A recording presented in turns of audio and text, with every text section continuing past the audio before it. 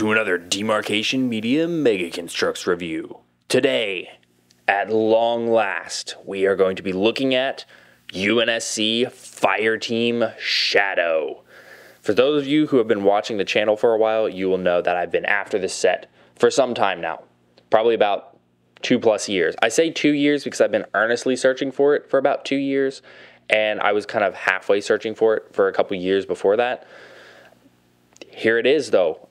This set is so hard to get, but this was sent to me by Jacob Hoffman, the absolute legend. He just found it and sent it to me. Like, what? Him and his family have been big supporters of the channel for quite a while now, and it means so much to me. And because of his generosity, I am able to bring you a review of Fireteam Shadow. So taking a quick look at the box, it's pretty standard for a fire team. We have the window with the one figure, that is the Helioskrill, and the box art looks fantastic. I love the jungly background. There's like some power cables or something here. That's pretty cool. Structure, heavy machine gun, sandbags, Halo 4 Master Chief, explosions, Mega Construx Halo. Oh, it's so nice to see that orange again. Up here, we get to see the whole team kind of in a group, which I think looks fantastic. And then around the back, you get to see all of the Spartans, Helioskrill, Operator, Argus, and Warmaster. They actually called it a Warmaster, not, what was the other one? I don't know. They tend to get this one wrong.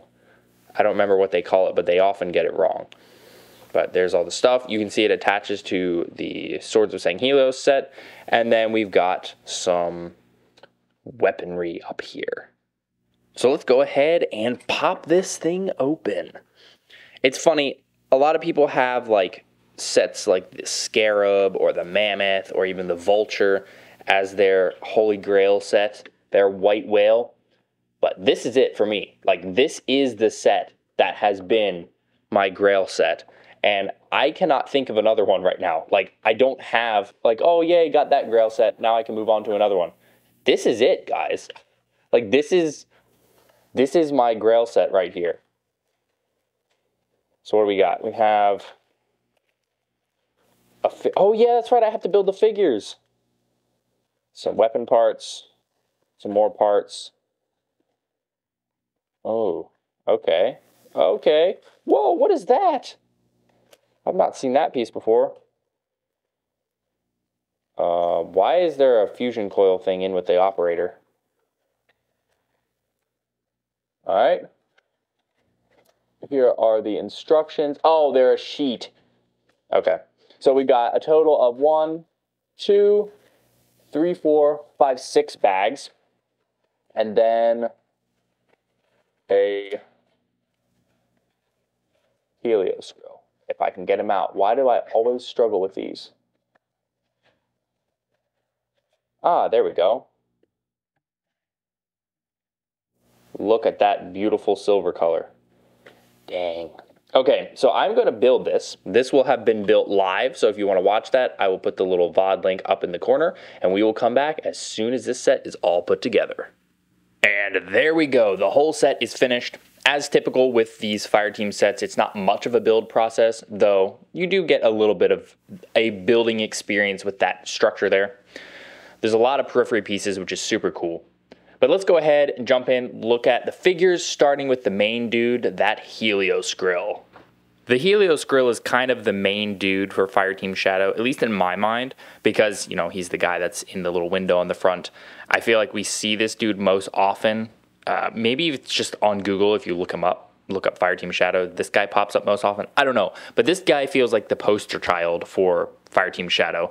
And I'm on board with that because we do not get enough Helioskrill figures from Mega. I think we've gotten a total of 4. This being one of them. This is probably the rarest out of all of them. And I would say it's probably the coolest. He's got the Shadow logo printed on one arm, which is really cool. And then the visor is a really nice purple. It's done pretty well. It's a little low on the one side, but not too bad. And then the Helioskrill armor pieces just look fantastic in this silver color. It kind of makes me think of Arbiter a little bit more. And that is Arbiter's shoulders that he uses, which is a nice touch. But yeah, really, really nice figure, and it's really nice to see another Helioskrill. This guy completes my Helioskrill lineup. And I do think that Helioskrill is maybe not 100% correct. I'll have to look over the Fireteam Shadow composition again, but Shadow was the team that Coven and Spartan Stone were in. And they did not use... Basically, most of the armors in here are not quite correct. Either this is a pre-Coven and Stone Fireteam Shadow or a post-Coven and Stone Fireteam Shadow. I don't know which. But yeah, regardless, this figure looks fantastic. And whether it's accurate or not, I like it. Next up, we have an Argus. The Argus has the most print out of all of the figures here, mainly because her head has a bunch of like light gray on it, which is super cool. And this whole figure is basically just like Dark Linda. You know how there's like Dark Samus and Dark Link? Well, now we have Dark Linda as well. Really, really nice. I was initially not a fan of Argus a couple years back. I've slowly warmed up to it, and this one is by far my favorite. The purple eyes look really good. The print is very high quality. It's a little strange that there's so much print on the head and no print on the chest, but we do have that Shadow logo on the one shoulder. Very edgy, very cool looking. And then again, this silver gray just looks perfect, makes the detail pop, makes it stand out. And yes, in case you didn't know, the Argus chest unit is female specific. It only fits on the female torso because of the narrow waist. But yeah, I like this figure a lot more than I initially expected to. Like I said, I used to very much dislike Argus, and I tend to dislike that female torso as well, just because, I don't know, I find it annoying that it can't be swapped over. But I think it all works really, really well on this figure right here. Next up is the Warmaster. Essentially, this set uses like all the Spartan armors that we just didn't get very often. This guy is one of a small handful of Warmasters, and Warmaster is a really cool armor. Unfortunately, the visor really could benefit from like an outline or something. There tends to be just like no real dividing line. I think this one is better than some that I've seen, but yeah, a dividing line between the visor and the helmet would have been nice.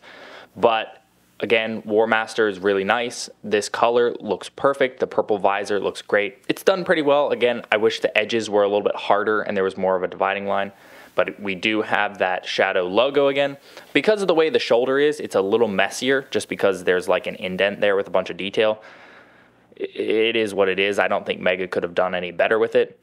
But overall, really, really cool. I'm having a hard time deciding which of these figures is my favorite because I like all of these armors.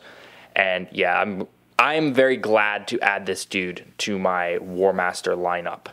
Our last figure is a Spartan Operator. And I know this Operator design is kind of divisive. Some people really love the Reach Operator, and I think that's a fantastic armor. But this one is also pretty cool, though it bears little resemblance to its Reach counterpart.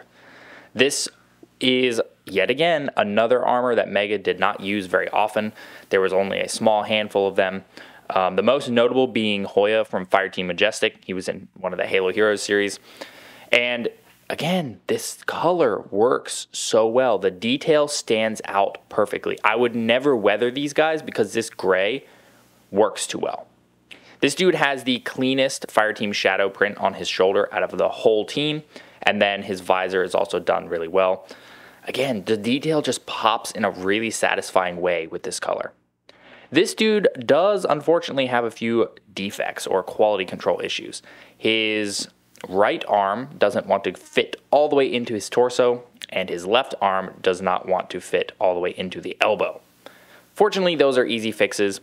Basically, you just heat it up with a hairdryer and push it in while the plastic's still soft. I did a video about this if you want to see. But yeah, that's a simple fix, mostly just annoying. Other than that, though, I love this figure. This guy might be my favorite, but I'm not sure. Again, I'm having a hard time picking which one I think looks the best out of all of them because they look so good, and they look so good as a unit as well. Like most of the other fire teams, the box and instructions will show you to put certain weapons on certain figures, but you really just get a random lineup of weapons to use with whoever you want to use. So, what do these guys have for a loadout? We have a sniper rifle. This is all in silver. I don't know if we got a silver sniper rifle in any other sets. I could be wrong, but I'm pretty sure this one is exclusive. It's close to Mega's normal shiny. It's a little more dull than like the Faithful vs. Fallen secondary color, but it still looks pretty good. I don't really have any complaints with this. It's a good weapon. Nice to have. We get a silver rocket launcher. This one's even more of like a gray. It's less silver than the sniper, but still very nice to get. I know this is a very divisive design as well. This is more like your standard bazooka than a Halo spanker. So I know some people don't really like it, but the plus of this is that you can plug in a clear pole to have a rocket shooting out, or you can put one of their exhaust pieces in there as well, which is nice. We get a BR. This is the kind that, I don't know if that's the kind that can hold a muzzle flare. You know what, let's check. All right, let's see, the moment of truth. It is not. It's close, but not quite. It just kind of sits on there. So yeah, this is the slightly older kind of battle rifle. It's got the scope on top. Looks nice, but can't use a muzzle flare. We get 4 grenades. These are just your standard grenades. A plasma pistol, which is interesting. Typically, these Fireteam sets do not include Covenant weapons, but that's a nice touch. A pair of silver magnums. Fantastic. This one's got like a little bit of excess plastic on top. And then the best part, the best weapon is this chain gun, because the chain gun is in silver, but it comes with a stand and handles that are in this kind of gray-green color. So it has a really interesting mix of colors, and obviously you can just slide that off and pull that off, and now you've got a heavy weapon to use.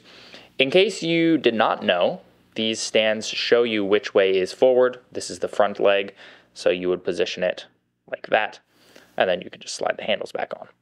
I love it when Mega gives a full assembly like this, because these are great for putting in photos, just setting up and having it be kind of like a center point of a defense. Great for dioramas too. I have no complaints, and again, I love the fact that this is two-tone instead of just a all black or all gray. I think that really makes it look more interesting. In terms of other extras, you get a box.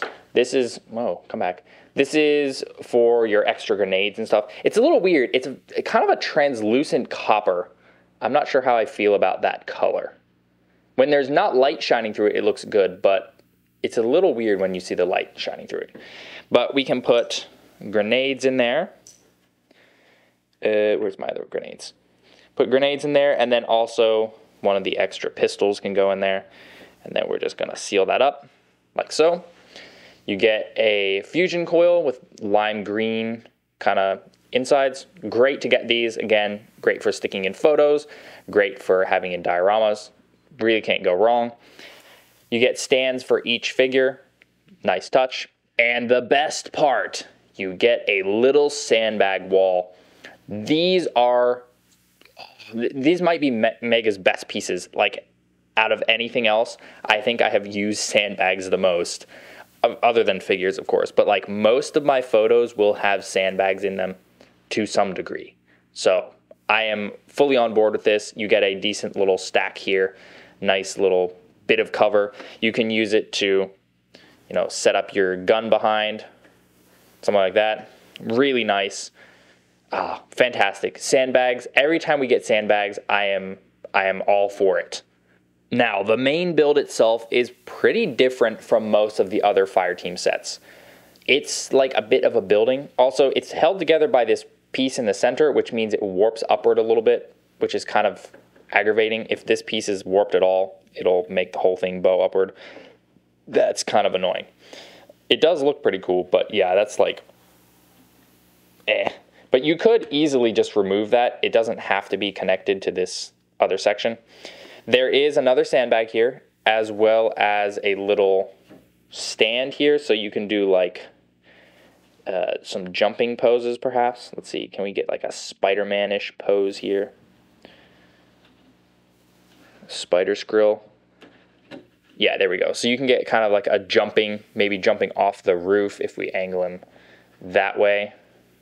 Yeah, so that's kind of cool. There's no like jump pack or whatever here, but for the Spartan abilities, I think that makes sense.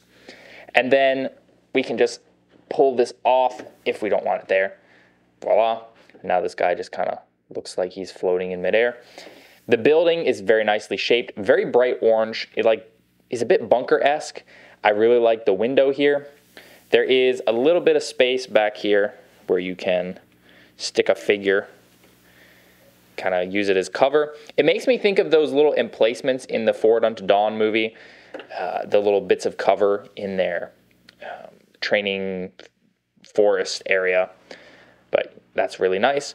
Now, this is supposedly able to attach to the Swords of St. Helios build. I don't really know how well that works because I don't have that set, but I don't know. I feel like this is a pretty good standalone piece, and I think if you had two and you built perhaps one in reverse, or I guess you could connect them so that it went out and there was a solid wall this way and then a window and then a window, then you'd have more of a bunker. I think that would be pretty cool. But even as it is, you can just kind of stick this in the corner of a diorama, stick it in a photo, and it works pretty well. I mean, it's nice cover. You can use it as cover for your sniper. Not bad. It is also, in my opinion, one of the most memorable of the Fireteam builds just because of its colors and shaping. I mean, look at that. It's all smoothed off. It looks really nice. I don't know if this is supposed to be on St. Helios or what, but it kind of looks more human than elite in terms of the architecture. Well, there you have it. That is Fireteam Shadow. I have to say, this is pretty much anything that I would really want from a Fireteam set. Nice selection of weapons, great peripheral pieces, fantastic structure build as the main build. I think it's just perfect. I don't really have any major complaints with it other than maybe I would want the structure to be bigger, but then that's just not really how the Fireteams were. So yeah, I don't really have any major complaints. I do wish there was a flag. It's kind of sad to me that they stopped doing the Fireteam flags. I don't think Castle got a flag. Shadow didn't get a flag. That might have been it. I think the last two just didn't get flags. So that was a little sad to me that we didn't get those.